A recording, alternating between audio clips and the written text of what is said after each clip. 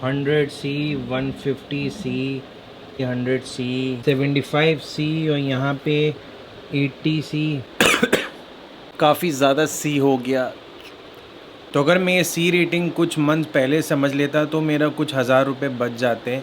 Anyways अभी हम देखते हैं ये सी रेटिंग क्या है। तो जो बैटरी की हमारी सी रेटिंग होती है एज़ पर चैट जीपीटी और एज़ पर थोड़ा रिसर्च करके, ये बेसिकली एक डिस्चार्ज रेट होता है कि कितने आसानी से हमारा जो करंट है वो डिलीवर हो जाए किसी दूसरे कंपोनेंट में जिसको करंट चाहिए। So it is a discharge rate indicating how quickly the battery can safely deliver the current. So basically हम इस सी रेटिंग का यूज़ करते हैं अगर हमें मैक्सिमम कंटिन्यूस करंट निकालना है।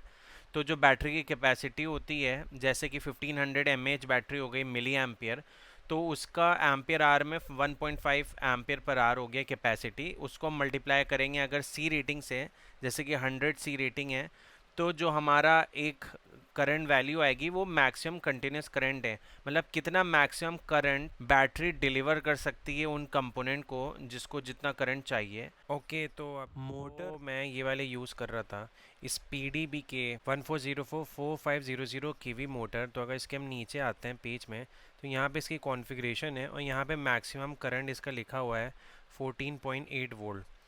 तो मैक्सिमम करंट है हमारा 14.84। तो मैं बैटरी ये वाली यूज़ कर रहा था। ये जो हमारी बैटरी है 4S बैटरी 4 सेल की है। 450 mAh इसका है कैपेसिटी।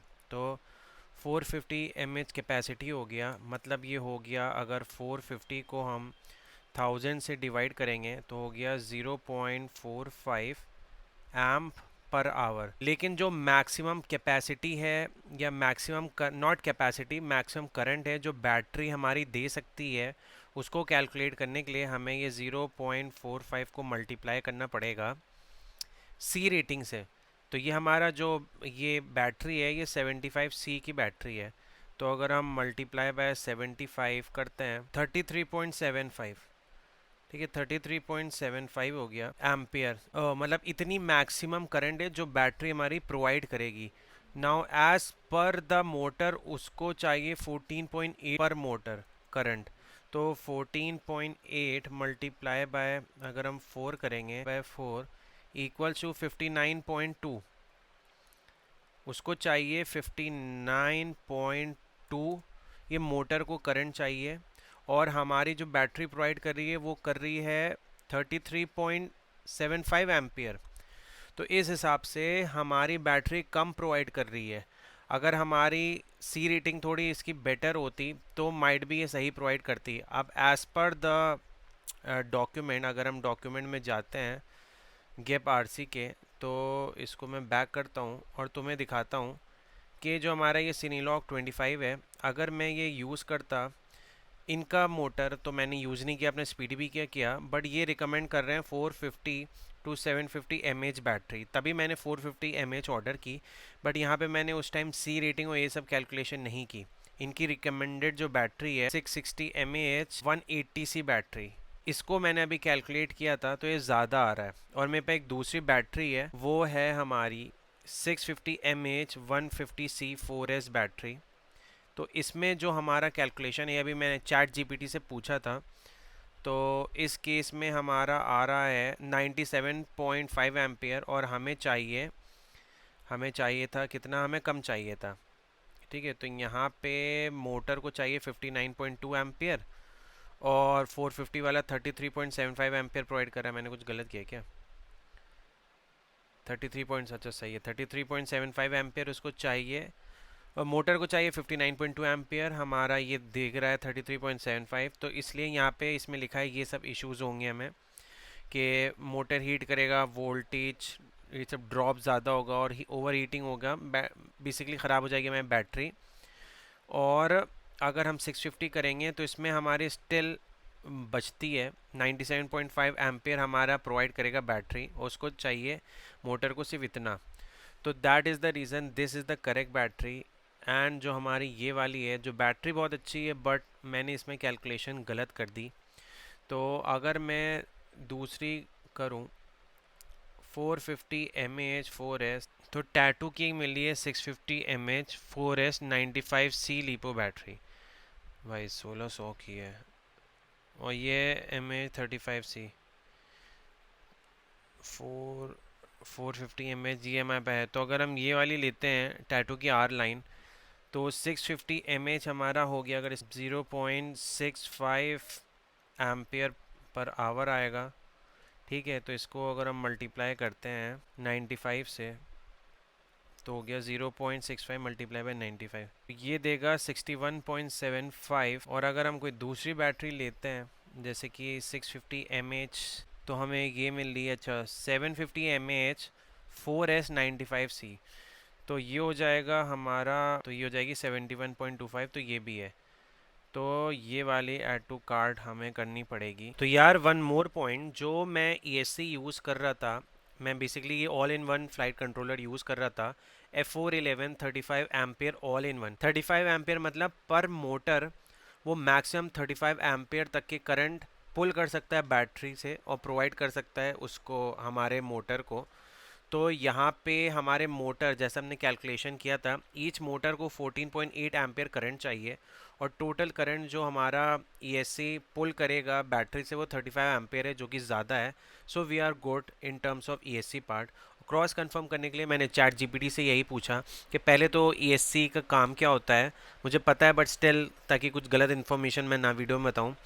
तो ESC regulates power from battery to the motor. It does not push the current, but it pulls the current they need basically from the battery and provide it to the motor.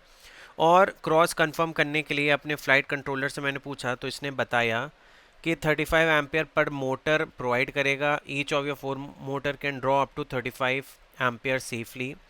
और हमको चाहिए था, each motor need 14.8, your ESC can handle 35, so 35 is greater, इसलिए we are good in this part। तो एक point यहाँ ध्यान देने की बात है कि जो मोटर का हमारा मैक्सिमम करंट होता है, जैसे यहाँ पे है 14.8, ये मैक्सिमम करंट है जो मोटर कंज्यूम करेगा, but this is not the only factor, क्योंकि प्रोपेलर की साइज, लोड, इन सब से भी ज़्यादा करंट वो कंज्यूम कर सकता है, जिससे मोटर को नुकसान पहुंच सकता है। तो ये एक पॉइंट है। ऑल्सो जो हमारा C रेटिंग होती है, जिससे हम ये निकालते हैं अपना मैक्सिमम कंटिन्यूस करंट, ये मैक्सिमम करंट होता है जो बैटरी सेफली डिलीवर कर सकती है। इसका मतलब ये नहीं है कि इससे ज़्यादा नहीं कर सकती, इससे ज़्यादा भी कर सकती है। एक बर्स्ट करंट होता है, और ये मैक्सिमम कंटिन्यूस करंट इससे भी ज़्यादा हो सकता है। मैंने इससे पूछा when it can deliver more than, जब जैसे कि बहुत हाई थ्रॉटल डिमांड हो गई, उसको ज़्यादा करंट चाहिए, जिसकी वजह से वो ज़्यादा पुल करेगा। जितना मैक्सिमम करंट है, कंटिन्यूस करंट है और बर्स्ट करंट है, उससे भी ज़्यादा वो लेगा, जिससे बैटरी हमारी ऑब्वियसली ख़राब होने के बहुत चांसेस हैं। शॉर्ट सर्किट हो सकता है, ठीक है, एज बैटरी, देन ये सारी चीज़ें, ESC over amping beyond battery rating, तो ये सारी प्रॉब्लम्स हो सकती हैं। So C rating is the maximum continuous current, जो मैक्सिमम कंटिन्यूस करंट डिलीवर कर सकता है सेफली उन कंपोनेंट्स को, जितना जितना ज़्यादा चाहिए। ठीक है, तो यहाँ पे बोल रहा है कि जो ये हमारा मैक्सिमम करंट है, ये मैक्सिमम करंट है जो कंज्यूम करेगा, बट इसको भी एक्सीड कर सकता है प्रोपेलर साइज के हिसाब से। ठीक है, अगर बहुत ज़्यादा वेट हमने बढ़ा दिया है, उसको इतनी थ्रस्ट नहीं मिल रही है मोटर में, वो उस वेट को उठाने के लिए ज़्यादा तेज़ घूमेंगे मोटर, जिसकी वजह से ज़्यादा करंट कंज्यूम करेगा। ये drone is too heavy, motor need more power to lift leading to higher current drawn. Then ESC over driving the motor, high voltage, ठीक है, रनिंग हायर वोल्टेज बैटरी। तो ये सारी चीज़ें एक ध्यान देने की बात है इसमें। अब एक बार अपने ये 5 इंच ड्रोन का भी देख लेते हैं, जो हम ये वाली मोटर यूज कर रहे थे, इसमें हम ये वाली बैटरी अपनी यूज कर रहे थे। जो मेरा 5 इंच ड्रोन है उसका हम कैलकुलेट करते हैं, तो ये वाली बैटरी हम यूज़ कर रहे हैं 1500 mAh, 100 सी बैटरी है, 4S बैटरी है। तो इसका जो मैंने कैलकुलेट किया है यहाँ पे तो ये निकला है 1.5 इंटू 100 150। ठीक है, और जो हमारी मोटर है DYS सनफन 2750, इसका ये टेबल है। इसकी जो मैक्सिमम करंट है जो मोटर को चाहिए होगी वो 27.34 है। तो 27.34 को अगर हम मल्टीप्लाई करते हैं 4 मोटर से, तो 109.36 एम्पियर है। तो इसको इतनी चाहिए मोटर को मैक्सिमम करंट, कंटिन्यूस करंट, और जो कंटिन्यूस करंट जो जनरेट होगी हमारे बैटरी से वो 150 एम्पियर है। इससे ज़्यादा बैटरी प्रोवाइड नहीं करेगी करंट, और हमको सिर्फ रिक्वायर्ड ही इतना है, मतलब मोटर को इतना रिक्वायर है, सो वी आर गुड। तो that was a quick video जिसमें मैं सिर्फ ये सी रेटिंग का मैं खुद रिसर्च कर रहा था, तो मैंने सोचा कि तुम लोग को भी दिखाऊं थोड़ा डिटेल में। और अगर मैंने कोई चीज़ मिस की हो वीडियो में तो कमेंट में ज़रा उसके बारे में बताना, या कहीं पे अगर कुछ गलत बोला हो as per the chat GPT, क्योंकि ज़्यादातर जो उसने बोला है वही मैंने तुम्हें बताया है। So do let me know कहाँ पे गलत हो, but that was all the information जो मैं फाइंड कर पाया हूँ। एनीवेज मिलते हैं नेक्स्ट वीडियो में, बाय।